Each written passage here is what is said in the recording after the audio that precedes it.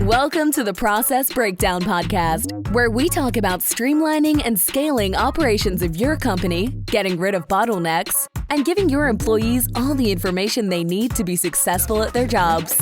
Now, let's get started with the show.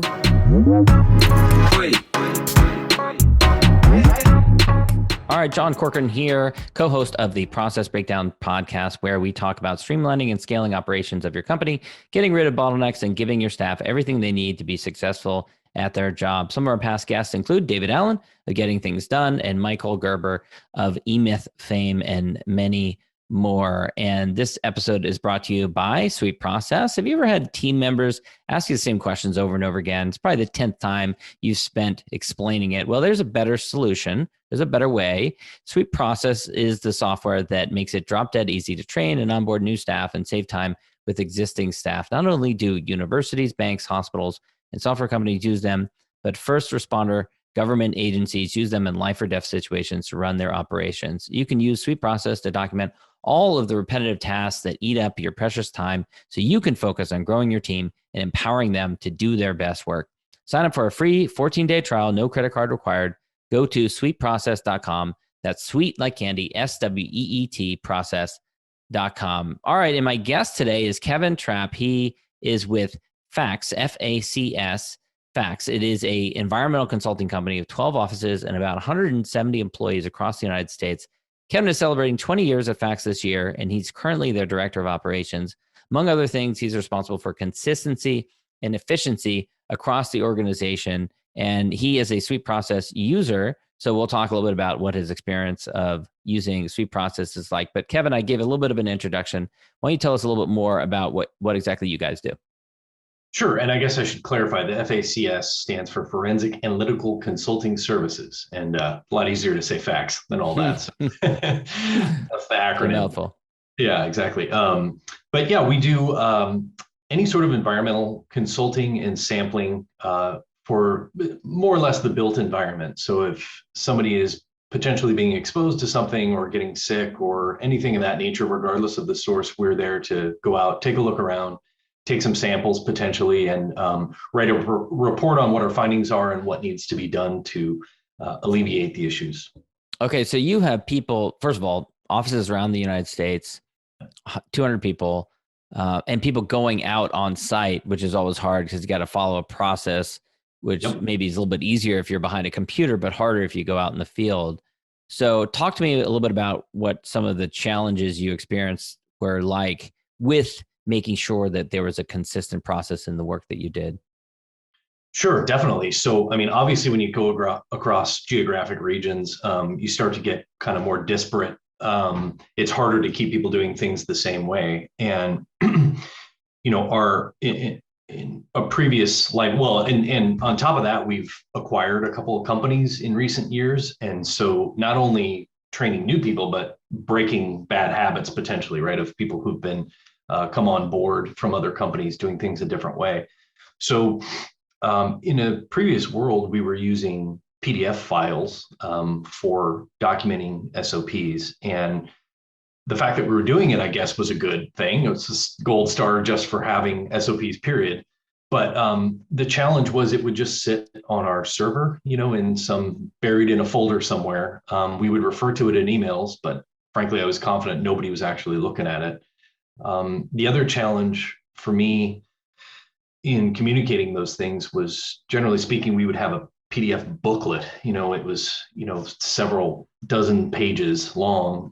So to find an individual SOP, to find an individual even paragraph from an SOP, you'd have to, you know, scroll through, do a search within the document. Really, really difficult to find, especially difficult to communicate, right? To tell 200 people to look, hey, go to this one PDF on the server and try to find this one paragraph. Good luck, right? And you probably weren't updating it all that often. Definitely not as much as we should have. Yeah. And, you know, multiple people had their hands in there too, of different departments, you know, updating their portion of it and things like that. So it was pretty erratic. And at what point was there a low point, or was there a point where you realized we need a better solution? Yeah. I mean, as I I took this position 4 years ago, and we bounced around with the PDF for a while, and I just realized that as I started to get more and more of a need for communication outbound about SOPs and how to do things, and people calling me and saying, "Hey, where do I find this?" or "How do I do this?" or whatever, I was burning up a ton of my time and other people's time just trying to chase this stuff down and reiterate the same thing over and over. And so yeah, that's when I decided that we needed to go a different route than this. I wanted to be able, specifically, I wanted to be able to link to a specific either segment of an SOP or a specific SOP period in my outbound communications within the organization. And so I started searching around, and that's when I found SweetProcess, and I was excited when I saw it. It was robust enough to complete what I was trying to accomplish, but it was also simple enough that it didn't overwhelm any of the users or any of the management team in trying to help them understand what the vision was. And the rest is history. Was there anything you were skeptical about as you considered making this transition over from the status quo to the new way of documenting your processes, or anything that was, holding you back or that you were worried about going into it? A little bit. I mean, I guess anytime you dive headfirst into a new software package, right, there's a little bit of risk involved because you don't know exactly how it's going to shake out on the other side. And it was a pretty big undertaking too, taking all of that content that we had, in a variety of places and trying to put it, the SOPs in a PDF, the employee handbook with all our policies in another PDF. There was a variety of things that we needed to consolidate into one, and so it was a big effort. So I was sort of, putting my reputation out there to involve a lot of folks in the organization, to spend a lot of time transferring stuff over, not knowing what the outcome would be, but turns out everything worked out great. Yeah, that's great. And then what was that process like as you transitioned, as you got onboarded? What was the process like of implementing SweetProcess? It was very simple. Like I said, I mean, the basic functionality is really intuitive.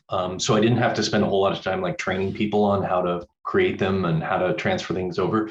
For the most part, there was a lot of cut and paste involved, which was great. Especially the policies came over pretty much cut and paste.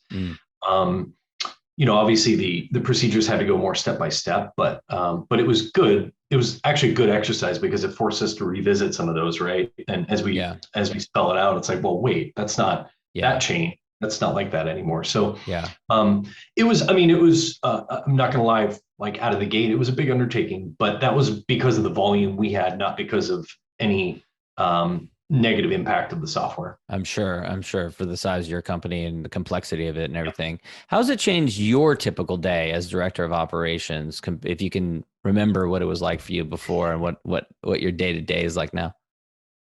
Oh man. I mean, I can tell you for sure it makes my life significantly easier. One